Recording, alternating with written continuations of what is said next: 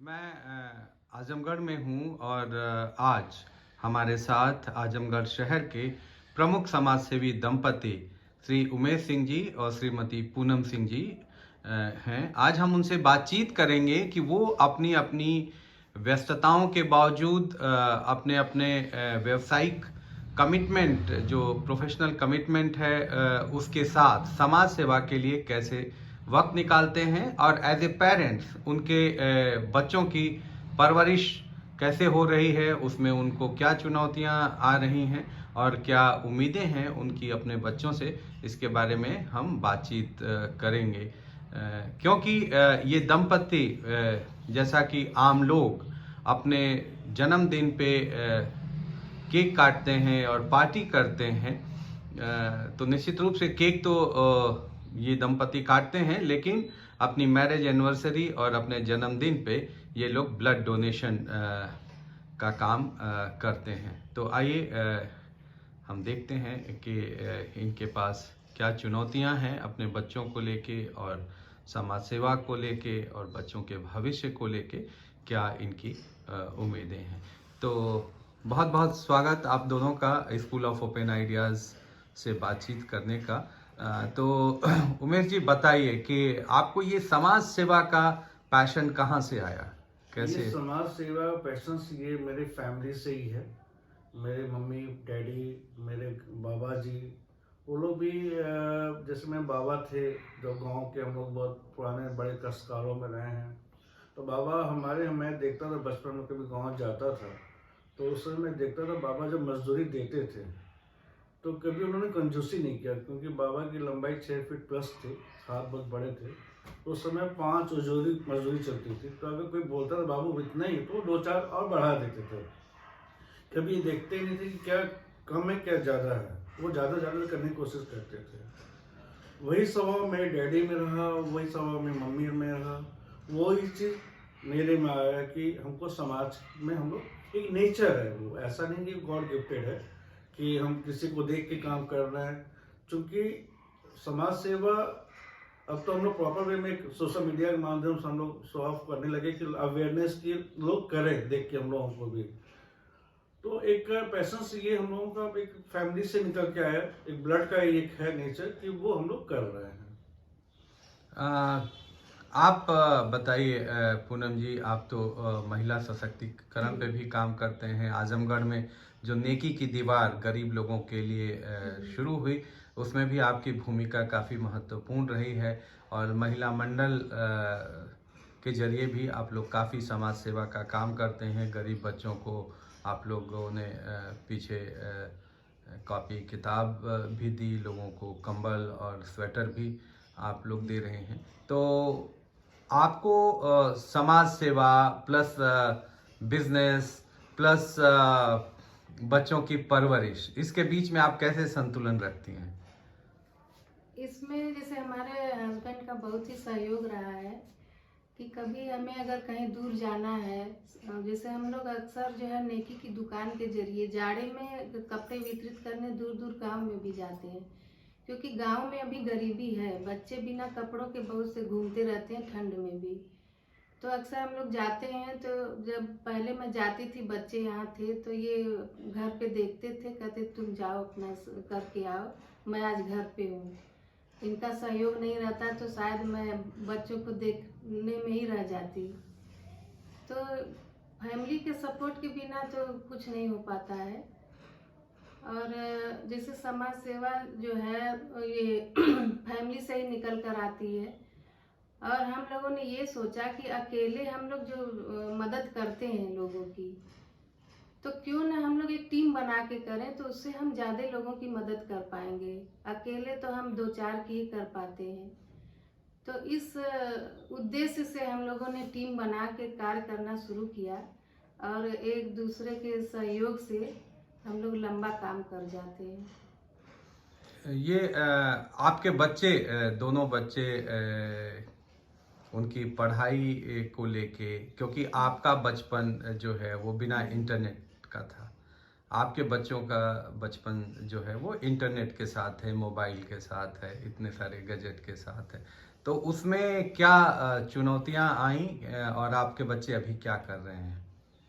उसमें जहाँ तक अभी गजेट्स की बात आ रही है, इंटरनेट की बात आ रही है, पहली चीज़ तो हम लोगों ने जो है अपने बच्चों को, एक चुनौती तो थी हम लोगों की लाइफ में कि अगर बच्चे अच्छे नहीं निकलेंगे तो बहुत कमेंट्स समाज से निकल के आएंगे, तो लोग समाज सेवा करते रहेंगे, बच्चे इनके कुछ निकल नहीं पाए। हम लोगों का चिंतन का विषय हम लोगों का हमेशा रहता था, कंटिन्यू एक चिंतन का विषय रहता कि बच्चे अगर अच्छे नहीं निकल पाए तो बहुत अच्छे हम लोगों के कमेंट्स निकल के आएंगे, बहुत नेगेटिव कमेंट्स आएंगे। बट बच्चों को सबसे पहले, जैसे मेरी बिटिया थी, बिटिया को हमने 12वीं तक मोबाइल प्रोवाइड नहीं कराया। वाकई मोबाइल से कहीं ना कहीं पॉजिटिव भी है, नेगेटिव भी है। मुझे जो समझ में आता है कि अगर बच्चों को, अगर आपने मोबाइल प्रोवाइड किया तो उसको आपको अवेयरनेस करने की ज़रूरत है, बच्चे के साथ एक फ्रेंडली रिलेशंस रखने की ज़रूरत है, ताकि चूँकि हम लोग भी मोबाइल का फेसबुक खोलते हैं या कोई सोशल मीडिया खोलते हैं तो उसमें काफ़ी अनगर मैसेज आने लगते हैं, तो आपने कोई क्लिक किया तो काफ़ी चीज़ें, मतलब काफ़ी गंदी चीज़ें आती है उसमें। तो सबसे बड़ी चीज़ तो मैंने ये देखा कि बच्चों को एटलीस्ट 12वीं क्लास तक तो मोबाइल प्रोवाइड कराना ही नहीं चाहिए, और मैंने 12वीं तक अपनी बिटिया को मोबाइल नहीं दिया। बिटिया जब मेरी लखनऊ शिफ्ट की एजुकेशन, हायर एजुकेशन के लिए, तो हमने अपनी बिटिया को जो है मोबाइल प्रोवाइड करवाया। दूसरी चीज़ कि बच्चों पे विश्वास रखने की ज़रूरत है। बच्चे जो हैं कि फ्रेंड सर्कल कैसा है उसको फोकस करने की ज़रूरत है, तभी आपके बच्चे जो है अच्छी लाइनअप पे पकड़ेंगे। उनको अवेयर कीजिए बच्चों को, क्या पॉजिटिव क्या नेगेटिव, एज ए फ्रेंडली। अगर मोबाइल आपको गजेट्स दे रहे हैं तो उनको उस अवेयर करने की ज़रूरत है बच्चों को कि उसमें तुम्हारे लिए क्या नुकसान है, क्या फ़ायदा है। और दूसरी चीज़, उसको फोकस करते रहिए, उसको वॉच करते रहिए, तो कहीं ना कहीं बच्चे आपके जो है, जब बच्चों का एक ड्रीम खड़ा हो जाएगा कि हमको ये करना लाइफ में, तो कहीं ना कहीं बच्चे खुद अपने आप उनका एक सेंसिटिव होता है कि नहीं मुझे करना है, उनका एक ड्रीम, उनका पैसेस खड़ा हो जाता है। तो अभी आपकी बिटिया ने BBA कंप्लीट कर लिया है, तो आगे आगे अभी उसकी क्या बिटिया, योजना जैसे है? बिटिया भी लास्ट ईयर उसने BBA कंप्लीट किया, और अभी लास्ट ईयर में ही वो फर्स्ट अटेम्प्ट कैट का प्रिपरेशन में, मुश्किल से 3 या 4 महीने प्रिपरेशन में वो 74.9% लेके आई।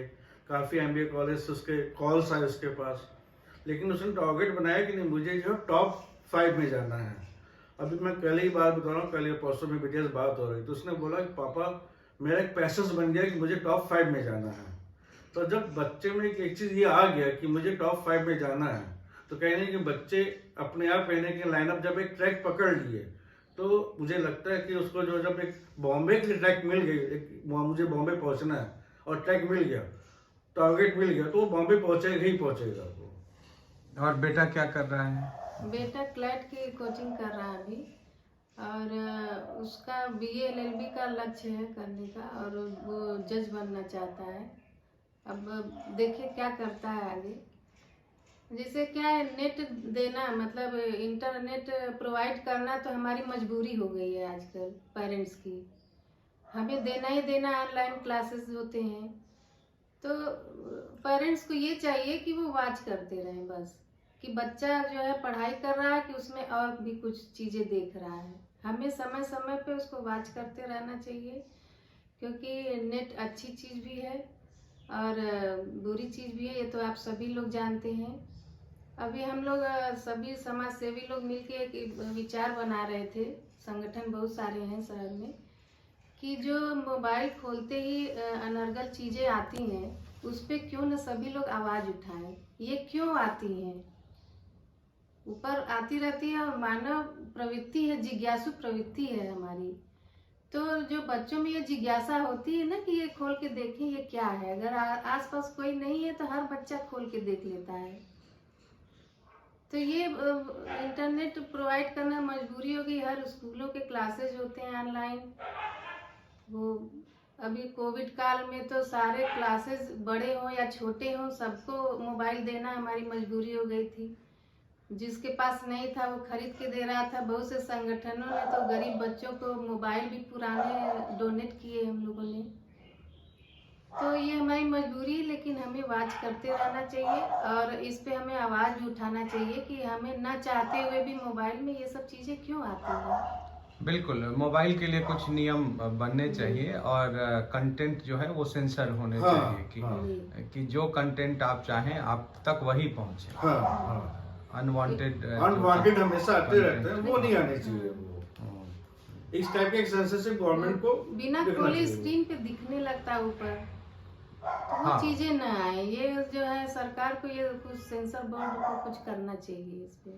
हाँ, इंटरनेट सेफ्टी को लेके और जी। बच्चों की सेफ्टी को लेके जी। और इंटरनेट के जो कंटेंट हैं उसकी क्वालिटी को लेके क्योंकि आज का बहुत कुछ समय किया ये जाना हो गया है कि इंटरनेट के बिना तो बच्चों को लगता है कि जीवन ही नहीं है। नहीं, जैसे लग रहा है जैसे कंटेंट आ रहे हैं गंदे गंदे, जो अभी जो घटनाएं घट रही हैं, श्रद्धा की जो घटना घटी और भी घटना घटी, हमारे शहर में एक घटना घटी, आजमगढ़ में एक घटना घटी थी। तो इस टाइप की जो गलत एक विकृत टाइप की मानसिकता खड़ी होती जा रही है, मुझे जो समझ में आता है। तो कहीं ना कहीं वो कंटेंट को जो है सेंसर करके वो आना ही नहीं चाहिए, एटलीस्ट अभी तो आना ही नहीं चाहिए। एक हम लोग की बैठक में ये चीजें आई, सब लोगों ने मिलके इस पे विचार कर रहे थे हम लोग कि ये जो छोटे बच्चियों के साथ बलात्कार हो रहे हैं, क्यों हो रहे हैं। तो होता क्या है कि जब पुरुष ये सब चीजें देखता है तो उसके दिमाग में विकृतियां भर जाती हैं। अब वो जब कोई वैसी चीजें नहीं पाता है तो वो बच्चियों को ही पाता है, वो उठा ले जाता है। तो और कोई संदेश आप देना चाहेंगे पेरेंट्स को अपने बच्चों की परवरिश के संबंध में, उनके पढ़ाई लिखाई के नहीं, संबंध मैं ये में? कहना चाहूंगा कि होता क्या है कि आज का जो पेरेंट्स हो गया है, मैं एक छोटा सा वाक्य बता दूं कि पहले होता क्या था कि हम लोग स्कूल से जब मार खा के आते थे तो घर पे बताते हम मार खा के तो 2 झापड़ और पड़ता था। आज का पेरेंट्स का जो नेचर हो गया, एक छोटा सा वाक्य है कि जब मेरे बच्चे ज्योति निकेतन पढ़ रहे थे, मैं छुट्टी में लेके निकल रहा था, तो एक पेरेंट्स जो है अपनी बिटिया को लेके गया कॉलेज में और एक टीचर को बारे में बहुत उल्टा सीधा बोल रहा था। तो हमने पूछा क्या हुआ भैया, तो उसने बोला कि उसकी हिम्मत कैसे भी मेरी बिटिया को या बेटे को एक झापड़ मार दिया। तो ये मानसिकता पेरेंट्स में नहीं आनी चाहिए। इसकी वजह से क्या होता है, बच्चों में जो है फिर गलत एक नेचर डेवलप होने लगता है। जब उसको पेरेंट्स से कहीं सपोर्टिंग मिलता है स्कूल के पनिशमेंट से, तो कहीं ना कहीं जो है वो एक गलत मैसेज बच्चे के दिमाग में जाने लगता है। तो पेरेंट्स के साथ मैं तो यही है कि अगर स्कूल में अगर उसको पनिशमेंट मिल रहा है तो पेरेंट्स को स्कूल के टीचर के साथ सपोर्ट करना चाहिए। ये सबसे बड़ा मैसेज है। और आज की तारीख में पेरेंट्स में ये चीज दिखने को नहीं मिल रहा। ये चीज आज के पेरेंट्स को दिखने को नहीं मिल रहा क्योंकि उनके भले अपने बच्चों को दिन भर 4 बार झापड़ मार दिया, अगर टीचर ने अगर थोड़ा सा भी उसको एक पनिशमेंट कर दिया तो वो इतना ज्यादा आक्रोशित हो जाता है कि कैसे कर दिया, क्यों कर दिया। वही नहीं देखता कि मेरे बच्चे ने क्या गलती किया, कि वहाँ पनिशमेंट में होमवर्क नहीं किया, उसने कुछ बदमाशी की, क्या कि उसके बारे में उसको कोई मतलब नहीं है। जैसे अभी, बच्चों का जी। भी सुने, बच्चों का भी बातें सुने और टीचर की भी बातें सुने, तब कोई निर्णय लेना चाहिए। मतलब विश्वास दोनों पे रखना चाहिए। अभी जैसे हर व्यक्ति एक प्रवृत्ति देखने में आ रही है कि बच्चों में कंपटीशन इतना तगड़ा हो रहा है कि वो हर चीज अपने लिए आदमी चाहने लग रहा है। ऐसे में बच्चों में समाज सेवा के प्रति रुझान कैसे पैदा किया जा सकता है? समाज सेवा का रुझान होता है क्या, जैसे अभी मैंने आपको अभी लास्ट टाइम अभी बताया आपको कि ये ब्लड में एक आता है, जैसा आप करोगे वैसा आपके बच्चे करेंगे। अगर आप समाज सेवा करोगे बच्चे समाज सेवा, अगर पैसे पीछे भागोगे बच्चे पैसे पीछे भागेगा। अगर आप जो है आपका नेचर बहुत बढ़िया होगा, आपके बच्चे का नेचर बहुत बढ़िया होगा। डिपेंड करता है कि हमारा नेचर क्या है, क्योंकि बच्चे का सबसे बड़ा गुरु कौन होता है, माँ बाप होते हैं। तो बच्चे जब देखेंगे माँ बाप मेरे क्या कर रहे हैं तो वैसे सारे बच्चे फॉलो करेंगे। तो एटलीस्ट कम से कम हमें अपने को जो है हम समाज में क्या दे रहे हैं, जब हमारा देखेंगे बच्चे, तो जैसे मैंने मम्मी डैडी का देखा तो हम लोग समाज सेवा में आ गए, इन्होंने अपनी मम्मी डैडी को देखा तो ये भी इनके में पैसा समाज सेवा के लिए आ गया। बच्चे भी वही सीख रहे हैं, बच्चे भी सीख रहे हैं। अभी बिटिया ने बताया कि एक बच्चा जो है गुब्बारे बेच रहा था, भिक्षा भी मांग रहा था। तो बिटिया को तो गुब्बारे की जरूरत नहीं थी, लेकिन उसने 10 रुपए का गुब्बारा खरीदा इसी नीयत से कि उसको भूख लगी है और वो जो है उसका गुब्बारा बिक जाए और खाना खा ले कुछ। ये सबसे बड़ी चीज है। जब आप डिपेंड करता है गार्जियंस पे, वो गार्जियंस को ही फॉलो करेगा वो। तो आजमगढ़ में अभी शिक्षा का जो माहौल है उस पे कोई प्रतिक्रिया अगर आप लोग देना चाहें। आजमगढ़ में शिक्षा का जो माहौल है वो मुझे जो समझ में आता है कि जो बच्चे खुद के अगर हैं, मतलब सिंसियर हैं बच्चे, तो वो कहने के अपना रास्ता पकड़ के निकल जाते हैं। और दूसरी चीज़ हमने गार्जियंस को भी देखा है कि बच्चे पढ़ने में अच्छे हैं, सब कुछ होते हुए भी पता नहीं क्यों वो आजमगढ़ में बच्चों को नहीं पढ़ाने की कोशिश करते हैं। बेसिकली आजमगढ़ चूंकि एक छोटा शहर है, बच्चा जब तक आपका बाहर नहीं जाएगा तो वो एक्सपोजर नहीं पाएगा। तो उसके में सेल्फ कॉन्फिडेंस डेवलप नहीं होगा। तो मैं तो यही कहूँगा कि बच्चों को अब आजमगढ़ से निकाल के बाहर भेजने की ज़रूरत है, ताकि उसके में एक सेल्फ कॉन्फिडेंस, एक एक्सपोजर डेवलप हो। बहुत से गार्जियन क्या करते हैं कि कंपैरिजन करते हैं दूसरे बच्चों से, और उनका ये रहता है कि उसने उतना लाया है तो तुमको भी उतना ही लाना है, नंबर। इस वजह से बच्चे क्या करते हैं, उनको दिमागी प्रेशर आ जाता है। और अभी बहुत से बच्चे हमारी जानकारी में अभी कोटा गए थे सब कोचिंग करने, वहां से वो जो है डिप्रेशन में आ गए सब और वापस आ गए हैं बहुत सारे। अभी हमारे बेटे का फ्रेंड था वो, तो अभी वो भी आ गया है वापस। अब बहुत सारे बच्चे इसे वापस आ जाते हैं। कोटा में अधिकतर जो आत्महत्याएं होती हैं इसी चीज़ें को लेके होती हैं, जो हम कंपैरिजन करते हैं कि नहीं बेटा हम भी पैसा खर्च कर रहे हैं, तुमको इतना लाना है, ये कंपटीशन करना ही करना है। ये लोग नहीं देखते हैं कि हमारा बेटा जो है उस मतलब शुरू से किस रुझान में है, उसको किधर जाने का इच्छा है, हमें वही चीज़ें पढ़ानी चाहिए जिसमें बच्चे का इंटरेस्ट हो। ये नहीं कि हम अपना इंटरेस्ट बच्चों पे थोपें, तो वो बच्चे जो है पता चलता है कि जो इंटरेस्ट है वो नहीं पाते हैं, जो हम चाहते हैं वो भी नहीं कर पाते हैं, बच्चे कहीं के नहीं रह जाते हैं। इसमें वो एक साइकोलॉजी है कि बच्चा अगर जिस इंटरेस्ट में है, अगर वो स्पोर्ट्स में जाना चाहता है, स्पोर्ट्स में किसी स्पोर्ट्स में कोई फील्ड चुनता है, अगर उस पर उसको आदमी प्रोत्साहित करेगा तो उसके में जितना वो प्रैक्टिस करे उसके जस्ट डबल ट्रिपल वो मेहनत उस पर करेगा। उसको हम जस्ट डाइवर्ट करने की कोशिश करेंगे, नहीं तुम स्पोर्ट्स होने जाएगा, तुम एजुकेशन में जाओ, तो फिर वहाँ कहने को डिप्रेशन आना शुरू हो जाएगा। तो हमको लगता है गार्जियंस को बच्चों के इंटरेस्ट पे ही काम करने की जरूरत है, बच्चा का रुझान हमारा किस तरफ है। हाँ, डिप्रेशन, मेंटल हेल्थ से जुड़ी हुई बहुत सारे चुनौतियां आ रही हैं। हम लोगों ने आज तक अपने बच्चों को ये नहीं कहा कि तुमको 98 लेके आना, 100 लेके आना। हमने बच्चों को यही कहा कि तुमको उतना लेके आना है ताकि किसी कंपटीशन में तुम बैठ सको। कभी मुझे ये नहीं चाहिए 80 चाहिए, 90 चाहिए, 100 चाहिए, कभी नहीं। आप उतना क्वालिफाई कर लो कि आप किसी कंपटीशन में बैठ सको, बस। और आपके एजुकेशन, आपके पास ज्ञान की जरूरत है, मार्क की बहुत जरूरत नहीं है। ज्ञान आपके पास अच्छा रहेगा, एजुकेशन आपके पास अच्छा रहेगा, आपके पास हर जिस फील्ड में आप हो उस फील्ड के बारे में आपके पास ज्ञान होना चाहिए, पूरी जानकारी होनी चाहिए। कोई भी क्वेश्चन कहीं से कोई करे तो आप समाज में कहीं बैठे हो तो आप उस पर अपना जवाब रख सको, ये नॉलेज होना चाहिए। मुझे नहीं लगता परसेंटेज का बहुत मतलब, मैं देखता हूँ लेकिन मुझे नहीं समझ में नहीं आता। बहुत से बच्चे अभी हमारी जानकारी में एक बच्चा जो है 12th में जो है 95% लाया था, और किसी ने उससे पूछ दिया कि अमीबा के कितने पैर होते हैं, तो वो जो है सोच में पड़ गया। तो ऐसे नंबर लाने से क्या मतलब है कि उसको ये भी नहीं पता कि अमीबा का शक्ल होता कैसा है। ठीक है, बहुत बहुत धन्यवाद आप दोनों का स्कूल ऑफ ओपन आइडिया से बातचीत करने का। धन्यवाद।